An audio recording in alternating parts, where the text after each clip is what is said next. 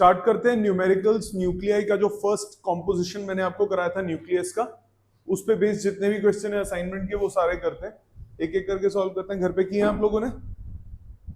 कोई बात नहीं, मैंने होमवर्क दिया भी नहीं था। लेट्स स्टार्ट करते हैं साथ साथ सॉल्व। फर्स्ट क्वेश्चन सामने ध्यान दीजिए, कह रहे थे nuclei of which one of the following pairs of nuclei are isotones. कौन कौन से होते हैं? आइसोटोप्स कौन से होते हैं जिसमें सेम एटॉमिक नंबर हो? आइसोबार्स कौन से होते हैं जिनमें सेम मास नंबर हो? आइसोटोन्स कौन से होते हैं जिनमें सेम नंबर ऑफ न्यूट्रॉन्स हो? सेम नंबर ऑफ न्यूट्रॉन्स मतलब प्रोटॉन्स और न्यूट्रॉन्स का सॉरी एटॉमिक मास नंबर और एटॉमिक नंबर का डिफरेंस कांस्टेंट होना चाहिए। तो फर्स्ट वाला देखो 74 34, 74 34 कितना हुआ सबट्रैक्शन करके? 74 माइनस 34 कितना हुआ? 74 माइनस 34 हो गया 40। 71 माइनस 31 कितना हुआ? 40। उसमें 84 माइनस 38 कितना हुआ? 50। उसमें 86 माइनस 38 50 नहीं है। ये भी, ये कितना हुआ? 50। ये कितना हुआ? 50 नहीं है। ये कितना है? 20। ये 20 नहीं है। ऑप्शन क्या हो गया? A option. क्लियर? आइसोटोप्स कौन से होते हैं? आइसोटोप्स होते हैं, आइसोबार्स कौन से? आइसोटोन्स। आइसोटोन्स होते हैं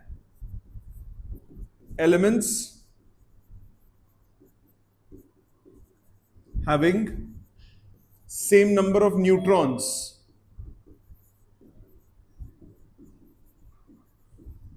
मतलब A minus Z must be same. Mass number और एटॉमिक नंबर का डिफरेंस क्या होना चाहिए? सेम। तो पहले का आंसर हुआ ए ऑप्शन। आ जाते हैं सेकंड पे। सेकंड में आपको बोल रहे थे nuclei C613 and N714 can be described as, बताइए। पहले वाले में 6 प्रोटॉन्स, C613 में प्रोटॉन्स कितने हो गए? 6, न्यूट्रॉन्स कितने हो गए? 7। और N714 में प्रोटॉन्स कितने हो गए? 7, न्यूट्रॉन्स कितने हो गए? 7। तो क्या सेम है? Number of neutrons. तो ये क्या हुए? आइसोटोन्स। सो इसका भी ऑप्शन क्या हो गया? A option. क्लियर? थर्ड पे आओ। थर्ड में आपको बोला a nucleus represented by symbol XZA has A protons and Z minus A neutrons, गलत। Z न्यूट्रॉन्स गलत, Z प्रोटॉन्स सही, A माइनस Z न्यूट्रॉन्स सही। ठीक है, इसमें क्या हो जाता है? Z हो जाता है प्रोटॉन्स,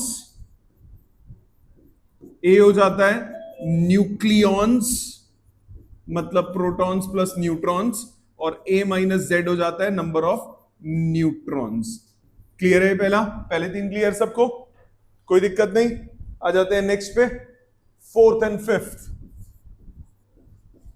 फोर्थ में कह रहा है the volume occupied by an atom is greater than the volume of nucleus bye a factor of about.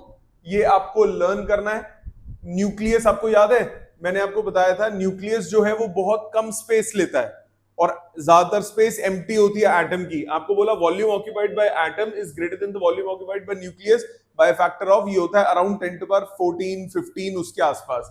सो इसका ऑप्शन हो जाएगा 10 टू द पावर 15। ठीक है, तो ये थियोरेटिकल लर्न करने वाला पॉइंट है। आ जाते हैं फिफ्थ पे। If radius of AL 1227 nucleus is taken to be RAL, then the radius of TE 53 125 nucleus is nearly। क्या करते हो? क्या रिलेशन होता है? क्या रिलेशन होता है? Radius is equal to R0 A to the power 1/3। हाँ कि ना? होता है कि नहीं होता? R is equal to R0 A to the power 1/3। Aluminium AL का हो जाएगा R0, कितना है A इसका? 27 की पावर 1/3। और दूसरा कौन बचा? TE। RTE कितना होगा? TE का न्यूक्लियस होगा R0, इसका मास नंबर है 125 टू पावर 1/3। ये कितना आया? 3R0। ये कितना आया? 5R0। So RTE upon RAL is 5/3. So RTE is 5/3 RAL. A option. Clear? No problem. अगर यही क्वेश्चन में डेंसिटीज का रेशियो बोला होता तो आंसर क्या हो जाता? 1:1. डेंसिटी रिमेन्स कांस्टेंट, वो हर न्यूक्लियस के लिए क्या रहती है? सेम. Next question number 6. 6 में कह रहा है, if the nuclear radius of Al27 is 3.6 Fermi, the approximate radius of copper 64 in Fermi. कर सकते हो? कर सकते हो? कैसे करोगे बोलो? सबसे पहले वही पुराना रिलेशन, कौन सा? Radius of aluminium is R0, 27 की पावर 1/3, तो ये कितना आ गया? 3R0. इसी तरह दूसरा कौन है? Copper. Radius of copper is R0, 64 की पावर 1/3. ठीक है, कितना हो गया ये? 4R0. तो R ऑफ कॉपर आपको निकालना है. R of copper divided by R of आलू इज 4:3. तो R of copper 4/3 of R of आलू. 4/3 आलू का कितना दिया हुआ है? 3.6. 12 चौक 48, 4.8 फर्मी. 4.8 फर्मी. ठीक है, समझ में आ गया? आ जाओ 7th पे. 7th क्या बोला? Two nuclei have their mass numbers in the ratio 1:3. The ratio of nuclear densities कितनी होगी? 1:1. Nuclear density remains always remain. Nuclear density is constant. वो चेंज नहीं होती, चाहे कुछ भी हो. न्यूक्लियर डेंसिटी क्या रहती है? Constant. Clear? Next question number 8. 8 कह रहा है, the radius of germanium nuclide is measured to be twice the radius of Be49. Germanium का डबल है. The number of nucleons in germanium. क्या नंबर ऑफ न्यूक्लियॉन्स? मतलब mass number. Mass number. Radius of germanium is measured to be twice the radius of Be49. चलो ध्यान दो इधर. Radius of germanium nuclide is measured to be twice the radius of Be. Radius of germanium is twice the radius of Be. Radius of germanium हो गया R0. A of germanium की power 1/3 is twice of radius of beryllium. कितना है? R0. इसका mass number कितना है? 9 की power 1/3. R0 से R0 cancel. Cubing both sides. A of germanium is 8 times 9. 9 की पावर 1/3 का क्यूब कितना हो गया? 9. 8 9 जा 72. सो मास नंबर ऑफ जर्मेनियम कितना आ गया? 72. मास नंबर 72 मतलब नंबर ऑफ न्यूक्लियॉन्स कितने हो गए? 72. क्लियर है ये बात? ऑनलाइन सबको क्लियर यहां तक? Yes. Next question number 9. The mass density of nucleus varies with mass number as constant. Density change नहीं होती. Density remains same always. Density always remains same. आ जाओ 10th पे. 10th में क्या बोला? The number of the nucleus which has radius 1/3 the radius of this. कौन सा nucleus होगा? उसका मास नंबर निकाल लो. Nucleus with radius 1/3. Nucleus with radius 1/3 of radius of cesium. यही बोला है. रेडियस कितना होगा? R0. इसका मास नंबर की पावर 1/3 is 1/3 R0. इसका मास नंबर सीजियम का 189 to the power 1/3. R0 cut गया. Cubing both sides. A is equal to 1/27 into 189. ठीक है? 189 डिवाइडेड बाय 27 कितना आ रहा है? 6 के आसपास. 7 के आसपास. 7. तो ये क्या हो गया? लिथियम.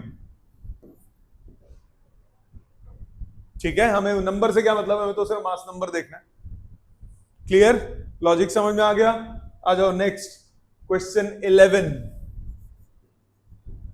11th कह रहा है prove that nuclear density is same for all nuclei. Prove करना है, सिर्फ बोलना नहीं है। प्रूविंग कैसे करोगे? डेंसिटी निकाला था, कैसे करते हो इसको? डेंसिटी ऑफ न्यूक्लियाई कितना हो जाता है? Mass of nuclei divided by volume of nuclei. Mass of nuclei क्या होगा? Mass into A divided by 4/3 pi R cube. इसमें m क्या है? Average mass of nucleon, nucleon का एवरेज मास। ए क्या है? Mass number. अब 3ma by 4 pi R naught का क्यूब इंटू ए। क्या किया मैंने? आर को R naught A to the power 1/3 put किया, ए कट गया, 3m by 4 pi R naught का क्यूब। सॉल्व करके आता है 2.38 into 10 to the power 17 kg पर metre cube, which is a constant. So nuclear density remains same whatever is the nuclei. Explain किया था, याद आपको? क्या बताया था? 1 मिलीमीटर का क्यूब अगर ले लेते हैं, जिसकी लेंथ 1 मिलीमीटर हो, ब्रेड्थ 1 मिलीमीटर हो, हाइट 1 मिलीमीटर हो, उसके लिए मास जो होगा वो 23.8 करोड़ किलोग्राम होगा। तो nucleus is a very very very very high dense material. Next question number 12। How many protons are there in 1 gram of uranium 92-238? क्या करोगे? 1 ग्राम ऑफ यूरेनियम 92-238 कितने प्रोटॉन्स? पहले 1 ग्राम में निकालना पड़े। 1 ग्राम में बोला है, एक एटम में नहीं बोला, एक न्यूक्लियस में नहीं बोला, 1 ग्राम में बोला है। तो पहले आपको निकालना पड़ेगा 1 ग्राम में कितने क्या है? प्रोटॉन, कितने आपके न्यूक्लियस हैं, मतलब कितने एटम्स हैं। तो आप क्या बोलोगे? सबसे पहले into 38 grams number of atoms हो जाएंगे 6.023 into 10 to power 23 Avogadro's number. So in 1 gram number of atoms कितने हो जाएंगे? 6.023 into 10 to power 23 divided by 238। Yes और नो? 1 ग्राम में इतने एटम्स। इन वन एटम और न्यूक्लियाई नंबर ऑफ प्रोटॉन्स कितने होते हैं? एटॉमिक नंबर के बराबर, which is 92। Therefore total number of protons in 1 ग्राम वो हो जाएगा 6.023 into 10 to power 23 divided by 238 into 92। Calculate करेंगे, आंसर आ जाएगा 2.33 into 10 to the power 23। Logically clear? इतनी केमिस्ट्री आती है सबको? इतना मोल कंसेप्ट आता है? Next 13th, the nuclear radius of aluminium 27 is इतना। Calculate the nuclear radius of X216. Radius of aluminium is R0 27 to power 1/3. Radius of X is R0 216 to power 1/3. ये हो गया 3R0। 216 का क्या हो गया? 6R0। So radius of X upon radius of alu is 2:1. So radius of X is twice of radius of aluminium. Aluminium का कितना दिया? 3.9 into 10 to the minus 15। ये आ जाएगा 2 into 3.9 Fermi. So 7.8 Fermi. 7.8 into 10 to the minus 15 meters. Clear? समझ में आ गया? Next. Question number 14। अब ये कैसे क्वेश्चंस होते हैं? ये अब मैं एक कर रहा हूं, फिर आपसे करवाऊंगा, फिर उसके बाद ये थोड़े डिफरेंट है, ये किए नहीं आपने। और ये तीनों जो क्वेश्चन अब मैं करूंगा, ये सारे के सारे एनसीईआरटी के क्वेश्चंस हैं, बैक एक्सरसाइज के। 14th, एक मैं कर रहा हूं, two stable isotopes of lithium Li36 and Li37 have their respective abundances of 7.5% and 92.5%. abundance का मतलब क्या होता है कि नेचर में ये किस प्रोपोर्शन में मिलते हैं. सो नेचर में जितना हमें लिथियम मिलता है उसका 7.5% Li36 है और 92.5% Li37 है. इनके मासेस दिए हुए हैं 6.01515 AMU, 7.01600 AMU. ये इंडिविजुअल दोनों के मासेस दिए हुए हैं. आपको बोल रहा है एटॉमिक वेट निकालो. अब ये एटॉमिक वेट आप कैसे निकालोगे? इनका एवरेज मास निकाल दोगे. एवरेज मास जो होता है वो होता है atomic weight. So atomic weight. और एक और बात, इसमें 4-5 प्लेसेस ऑफ डेसिमल में कैलकुलेशन है. अप्रोक्सीमेट आप नहीं कर सकते, अप्रोक्सीमेट नहीं कर सकते. सो इसमें एवरेज एटॉमिक वेट कैसे निकालते हो? एवरेज एटॉमिक वेट, उसके लिए आपके पास है 7.5% की अबेंडेंस है Li36. तो 7.5% ऑफ Li36 का मास 6.01515 प्लस 92.5% की अबेंडेंस है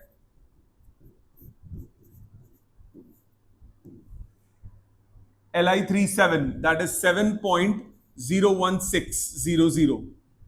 कैलकुलेट कीजिए, आपके पास एवरेज एटॉमिक मास आ जाएगा. कैलकुलेट कीजिए, आपके पास एवरेज एटॉमिक मास आ जाएगा. ये हुआ 7.5 इंटू 6.01515. ये आता है 45.07575 plus divided by 100 plus 92.5 into 7.016. ये आता है 648.98 डिवाइडेड बाय 100. तो ये आपके पास आया 45.07575, 694.055. उसको 100 से डिवाइड करूंगा 6.94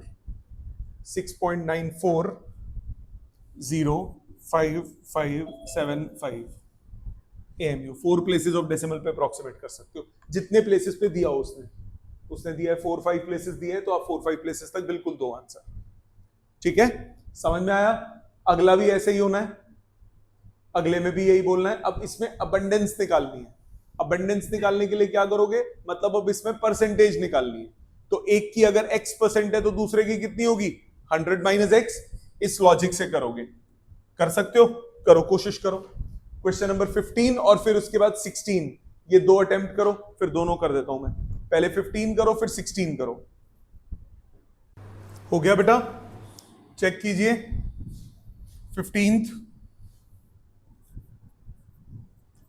15th आपको कह रहा है boron has 2 isotopes B510 and B511. The respective abundances are the respective masses are 10 point इतना और 11 point इतना. Atomic weight of boron is इतना. Find the abundance. Let abundance of B510 is X% and of B, ये 510 नहीं होगा, दूसरा B511 होगा. B511 ये हो जाएगा 100 minus X%. So average atomic mass आपको दिया हुआ है 10.811. So 10.811 is equal to X by 100 of 10.01294 plus 100 minus X% of 11.00931. क्या ये क्लियर है यहां तक सबको? यहां तक सबका सही है? सो आंसर क्या आया?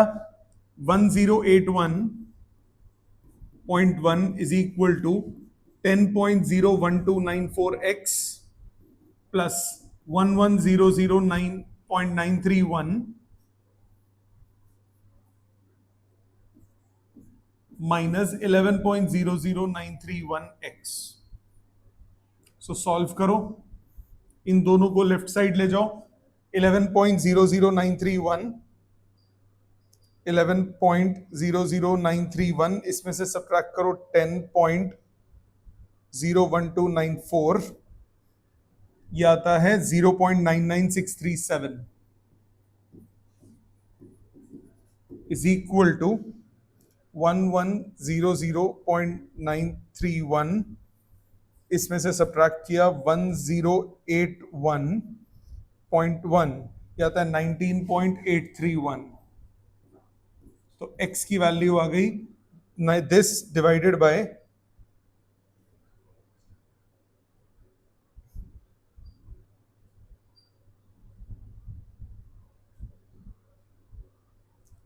19.831 divided by 0.99637, 19.9%.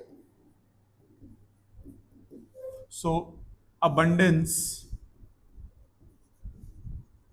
of B510 ये हो गया 19.9% एंड B611 B511 ये हो जाएगा 80.1%।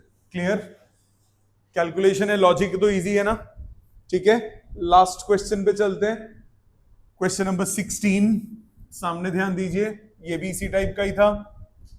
आपको बोला 3 stable isotopes of neon Ne20, 21, 22 have respective abundance of इतना इतना इतना, एटॉमिक मासेस दिए हुए हैं, एवरेज निकालना है। सो एवरेज एटॉमिक मास कितना हो जाएगा? पहला कितना है? 90.51%, 90.51 अपॉन 100 ऑफ इसका मास 19.99 AMU प्लस 0.27%, 0.27 अपॉन 100 इंटू दूसरे का मास 20.99 प्लस तीसरा कितना है? 9.22%, 9.22 अपॉन 100 और उसका मास कितना? 21.99 AMU।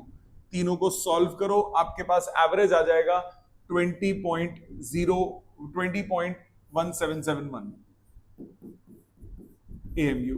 क्या ये क्लियर है सबको? सबको समझ में आ गए? ऑनलाइन सबको क्लियर है कैसे होने हैं बेटा ये क्वेश्चंस? तो ये थे आपके कॉम्पोजिशन ऑफ न्यूक्लियस के बेसिक क्वेश्चंस। ठीक है।